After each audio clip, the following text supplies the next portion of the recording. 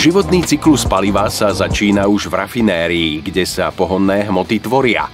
Možno nie všetci vodiči však vedia, že z každého litra ropy pritom vo výrobnom procese vzniká naraz benzín aj nafta. Keď sa teda palivo dostane do nádrže čerpacej stanice, ktorá je v zemi a má teplotu v priemere do 10 stupňov Celzia, stiahne svoj objem, no zvýši hustotu.